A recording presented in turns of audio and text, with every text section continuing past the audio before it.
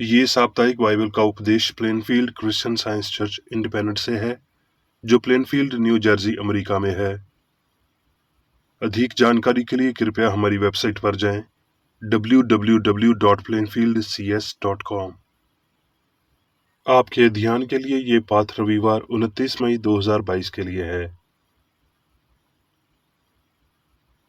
विषय: प्राचीन और आधुनिक काला जादू, उपनाम कृत्रिम निद्रावस्था और सम्मोहन। स्वर्णपथ। इफिसियों। इसलिए परमेश्वर के सारे हथियार बांध लो कि तुम बुरे दिन में सामना कर सको और सब कुछ पूरा करके स्थिर रह सको। उत्तरदायी ध्यान। प्रकाशित वाक्य। फिर स्वर्ग पर लड़ाई हुई। मिकाइल और उसके स्वर्गदूत अजगर से लड़ने को निकले और अजगर और उसके स्वर्गदूत उससे लड़े, परंतु प्रबल न हुए और स्वर्ग में उनके लिए फिर जगह न रही। और वो बड़ा अजगर अर्थात वही पुराना सांप जो अबलीस और शैतान कहलाता है और सारे संसार का भरमाने वाला है, पृथ्वी पर गिरा दिया गया और उसके दूत उसके साथ गिरा दिए गए। फिर मैंने स्वर्ग पर से बड़ा शब्द आते सुना कि अब हमारे परमेश्वर का उद्धार और सामर्थ और राज्य और उसके मसीह का अधिकार प्रगट हुआ है, क्योंकि हमारे भाइयों पर दोष लगाने वाला, जो रात दिन हमारे परमेश्वर के सामने उन पर दोष लगाया करता था, गिरा दिया गया। और वो मेमने के लहू के कारण और अपनी गवाही की वजह के कारण उस पर जयवंत हुए, और उन्होंने अपने पुराणों को प्रिय न जाना, यहाँ तक कि मृत्यु भी सह ली। फिर मैंने बड़ी भीड़ का सा और बहुत जल का सा शब्द और गर्जनों का सा बड़ा शब्द सुना कि हालेलुया, इसलिए कि प्रभु हमारा परमेश्वर सर्वशक्तिमान राज्य करता है। पाठ उपदेश बाइबल में से मत्ती। और हमें परीक्षा में न ला, परंतु बुराई से बचा। उत्पत्ति। यहोवा परमेश्वर ने जितने बनेले पशु बनाए थे, उन सब में सांप धूर्त था, और उसने स्त्री से कहा, क्या सच है कि परमेश्वर ने कहा कि तुम इस वाटिका के किसी वृक्ष का फल न खाना? स्त्री ने सांप से कहा, इस वाटिका के वृक्षों के फल हम खा सकते हैं, पर जो वृक्ष वाटिका के बीच में है, उसके फल के विषय में परमेश्वर ने कहा है कि ना तो तुम उसको खाना और ना उसको छूना, नहीं तो मर जाओगे। तब सांप ने स्त्री से कहा, तुम निश्चय नहीं मरोगे, वरन परमेश्वर आप जानता है कि जिस दिन तुम उसका फल खाओगे, उसी दिन तुम्हारी आंखें खुल जाएंगी और तुम भले बुरे का ज्ञान पाकर परमेश्वर के तुल्य हो जाओगे। सो जब स्त्री ने देखा कि उस वृक्ष का फल खाने में अच्छा और देखने में मनभाव और बुद्धि देने के लिए चाहने योग्य भी है, तब उसने उसमें से तोड़कर खाया और अपने पति को भी दिया, और उसने भी खाया। तब उन दोनों की आंखें खुल गईं और उनको मालूम हुआ कि वो नंगे हैं। तब यहोवा परमेश्वर, जो दिन के ठंडे समय वाटिका में फिरता था, उसका शब्द उनको सुनाई दिया। तब आदम और उसकी पत्नी वाटिका के वृक्षों के बीच यहोवा परमेश्वर से छिप गए। तब यहोवा परमेश्वर ने पुकार कर उससे पूछा, तू कहाँ है? उसने कहा, मैं तेरा शब्द बारी में सुनकर डर गया, क्योंकि मैं नंगा था, इसलिए छिप गया। उसने कहा, किसने तुझे चिताया कि तू नंगा है? जिस वृक्ष का फल खाने को मैंने तुझे परजा था, क्या तूने उसका फल खाया है? आदम ने कहा, जिस स्त्री को तूने मेरे संग रहने को दिया है, उसी ने उस वृक्ष का फल मुझे दिया और मैंने खाया। तब यहोवा परमेश्वर ने स्त्री से कहा, तूने ये क्या किया है? स्त्री ने कहा, सांप ने मुझे बहका दिया, तब मैंने खाया। थिस्सलुनीकियों। पर हे भाइयों, इसका प्रयोजन नहीं कि समयों और कालों के विषय में तुम्हारे पास कुछ लिखा जाए, क्योंकि तुम आप ठीक जानते हो कि जैसा रात को चोर आता है, वैसा ही प्रभु का दिन आने वाला है, जब लोग कहते होंगे कि खुशहाली है और कुछ भय नहीं, और उन पर एकाएक विनाश आन पड़ेगा। पर हे भाइयों, तुम तो अंधकार में नहीं हो कि वो दिन तुम पर चोर के नियन आ पड़े, क्योंकि तुम सब ज्योति की संतान और दिन की संतान हो। हम न रात के हैं न अंधकार के। इसलिए हम औरों के नियन सोते न रहें, पर जागते और सावधान रहें। पर हम तो दिन के हैं, विश्वास और प्रेम की झिलम पहनकर और उद्धार की आशा का टॉप पहनकर सावधान रहें। तुम्हारा बुलाने वाला सच्चा है और ऐसा ही करेगा। मत्ती। जब यीशु ये सब बातें कह चुका तो अपने चेलों से कहने लगा, तुम जानते हो कि 2 दिन के बाद फिसा का पर्व होगा और मनुष्य का पुत्र सलीब पर चढ़ाए जाने के लिए पकड़वाया जाएगा। तब महायाजक और प्रजा के पुरानी कैफा नाम महायाजक के आंगन में इकट्ठे हुए और आपस में विचार करने लगे कि यीशु को छल से पकड़कर मार डालें। तब यहूदा अस्करियोती नाम 12 चेलों में से एक ने महायाजकों के पास जाकर कहा कि यदि मैं उसे तुम्हारे हाथ पकड़वा दूं तो मुझे क्या दोगे? उन्होंने उसे 30 चांदी के सिक्के तोलकर दे दिए और वो उसी समय से उसे पकड़वाने का अवसर ढूंढने लगा। तब यीशु अपने चेलों के साथ गतसमनी नाम एक स्थान में आया और अपने चेलों से कहने लगा कि यहीं बैठे रहना जब तक कि मैं वहां जाकर प्रार्थना करूं। और वो पतरस और जब्दी के दोनों पुत्रों को साथ ले गया और उदास और व्याकुल होने लगा। तब उसने उनसे कहा, मेरा जी बहुत उदास है, यहाँ तक कि मेरे प्राण निकले जाते हैं। तुम यहीं ठहरो और मेरे साथ प्रार्थना करो। तब वो थोड़ा और आगे बढ़कर मुंह के बल गिरा और ये प्रार्थना करने लगा कि हे मेरे पिता, यदि हो सके तो ये कटोरा मुझसे टल जाए, तो भी जैसा मैं चाहता हूँ वैसा नहीं, परंतु जैसा तू चाहता है वैसा ही हो।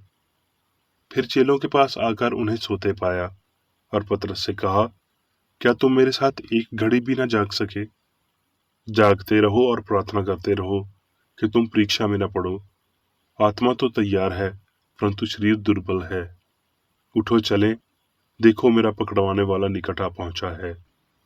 वो ये कह ही रहा था कि देखो यहूदा, जो 12 में से एक था, आया और उसके साथ महायाजकों और लोगों के पुरानियों की ओर से बड़ी भीड़ तलवारें और लाठियां लिए हुए आई।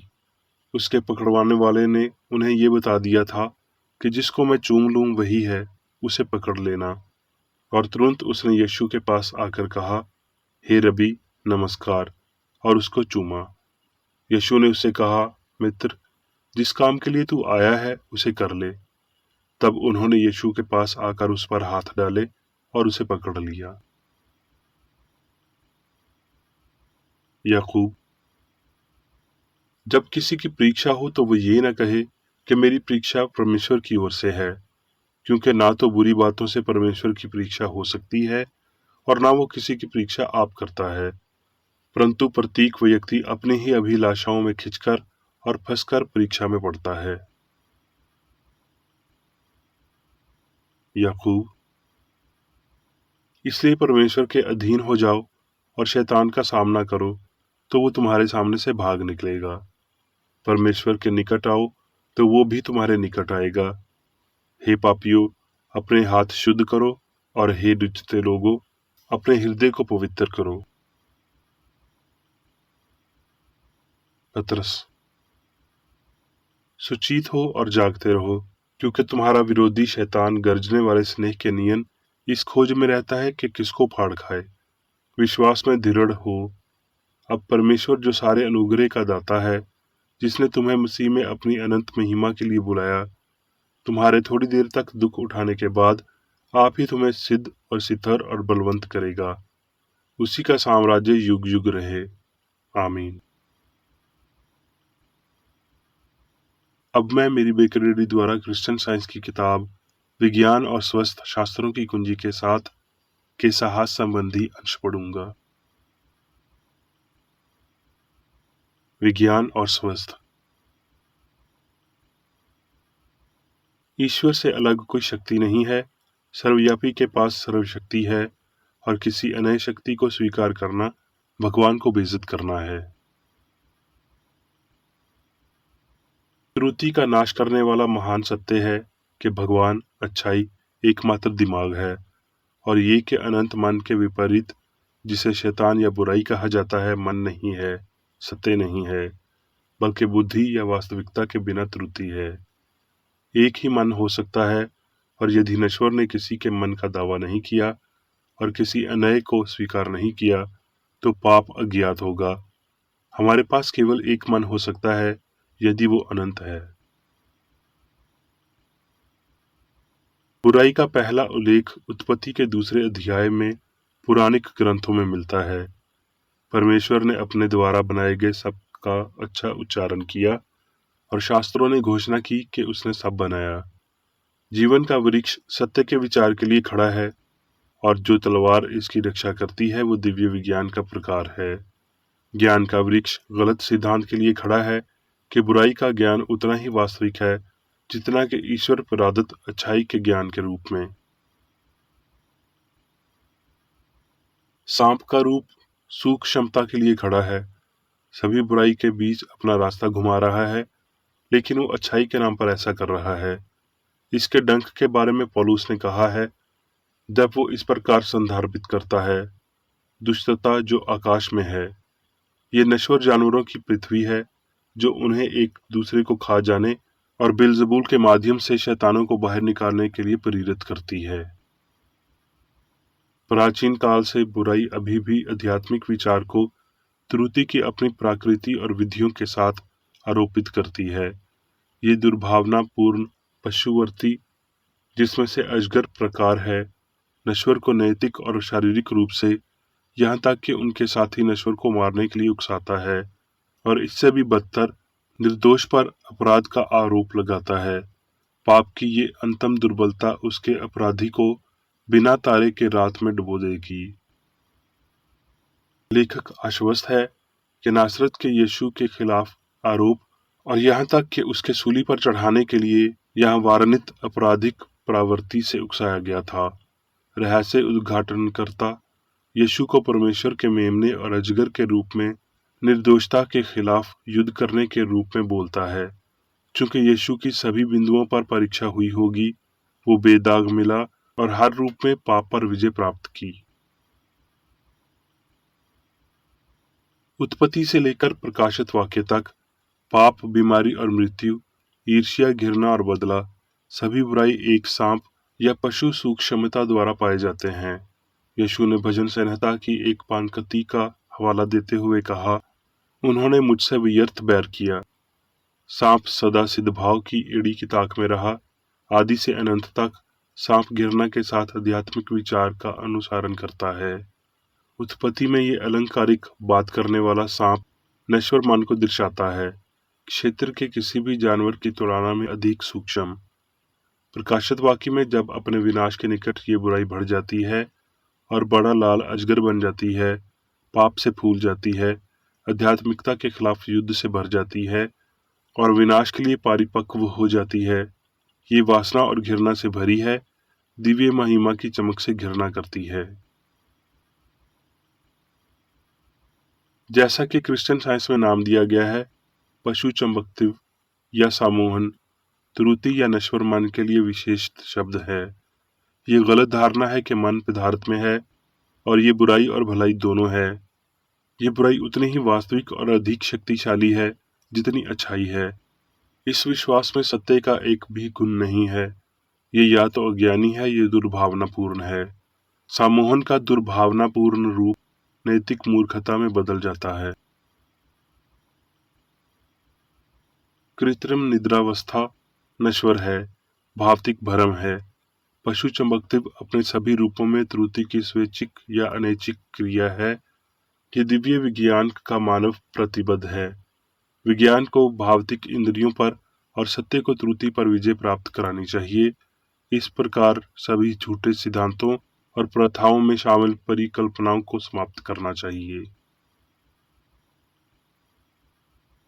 क्रिश्चियन साइंस मानसिक क्रिया के तह तक जाता है और उस थोड़ी सी को प्रकट करता है जो सभी दिव्य कार्यों के सही होने का संकेत देता है, जैसा कि ईश्वरीय मन की मुक्ति है, और इसके विपरीत तथाकथित गलत क्रिया के कारण बुराई, मनुगतवाद, काला जादू, मंत्रमुग्धता, पशु चंबकत्व, सम्मोहन।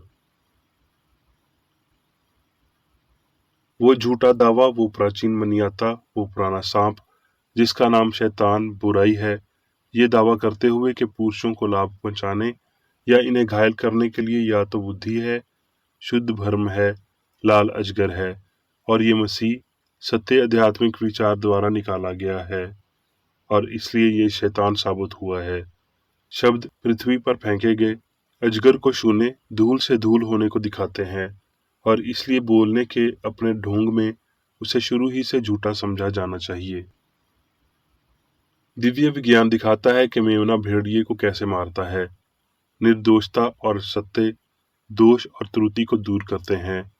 जब से संसार की स्थापना हुई है, जब से त्रुटि भौतिक विश्वास को स्थापित कर रही है, तब से बुराई ने मेमने को मारने की कोशिश की है, लेकिन विज्ञान बुराई कहे जाने वाले इस झूठ को नष्ट करने में सक्षम है। पवित्र शास्त्र के अधिक वैज्ञानिक अर्थों का उतना अधिक मानसिक विरोध होगा जितना मसीही युग के शुरू के बाद से कभी नहीं हुआ। सांप अर्थात भौतिक ज्ञान स्त्री की एड़ी काटेगा, प्रेम के आध्यात्मिक विचार को नष्ट करने के लिए संघर्ष करेगा और स्त्री अर्थात ये विचार वासना के सर को कुचल देगी। आध्यात्मिक विचार ने क्रिश्चियन साइंस में समझ को एक आधार दिया है। सत्य के बीज और त्रुटि के बीज, विश्वास और समझ के बीज, हाँ आत्मा के बीज और पदार्थ के बीज, ये गेहूं और कड़वे दाने हैं जो समय पर अलग होंगे। एक को जलाया जाएगा और दूसरे को स्वर्गीय स्थानों में प्राप्त किया जाएगा। एक पाप पर जीत के लिए हम धन्यवाद देते हैं और समूहों के भगवान की महिमा करते हैं। सभी पापों पर शक्तिशाली विजय के बारे में हम क्या कहेंगे? एक ऊंचा गीत जो पहले से कहीं अधिक मधुर उच्च स्वर्ग तक पहुंच गया है, अब अधिक स्पष्ट और मसीह के महान हृदय के निकट आता है, क्योंकि दोष लगाने वाला वहां नहीं है और प्रेम उसके अधीन और चिरस्थायी तनाव को दूर करता है। अब मैं मेरी बेकरेडी द्वारा चर्च मैनुअल में दिए गए 3 दैनिक कर्तव्यों को पढ़ूंगा। दैनिक प्रार्थना। प्रत्येक दिन प्रार्थना करने के लिए इस चर्च के प्रत्येक सदस्य का कर्तव्य होगा, तुम्हारा राज्य आए, ईश्वरीय सत्य जीवन और प्रेम के शासन को मुझ में स्थापित कर और मुझ पर शासन कर, और तेरा वचन सभी मनुष्यों के स्नेह को समृद्ध कर सकता है और उन पर शासन कर। आदेशों और कर्तव्यों के लिए एक नियम। ना तो दुश्मनी और ना व्यक्तिगत लगाव मदर चर्च के सदस्यों के आदेशों और कर्तव्यों पर लागू करना चाहिए। विज्ञान में दिव्य प्रेम ही मनुष्य को नियंत्रित करता है और एक क्रिश्चियन विज्ञानी प्यार की मीठी सुविधाओं को दर्शाता है। प्यार में डांटने पर, सच्चा भाईचारा, परोपकार और क्षमा में। इस चर्च के सदस्यों को प्रतिदिन ध्यान रखना चाहिए और सभी बुराई दूर करने, भविष्यवाणी, न्याय करने, निंदा करने, परामर्श देने, प्रभावित करने या गलत तरीके से प्रभावित होने से बचने के लिए प्रार्थना करनी चाहिए। कर्तव्य के प्रति सतर्कता। इस चर्च के प्रत्येक सदस्य का यह कर्तव्य होगा कि वो प्रतिदिन आक्रामक मानसिक सुझाव से बचाव करे और भूलकर भी ईश्वर, नेता और मानव जाति के प्रति अपने कर्तव्य की उपेक्षा नहीं करनी चाहिए। उनके कामों से उन्हें आंका जाएगा और वो उचित या निंदनीय होगा।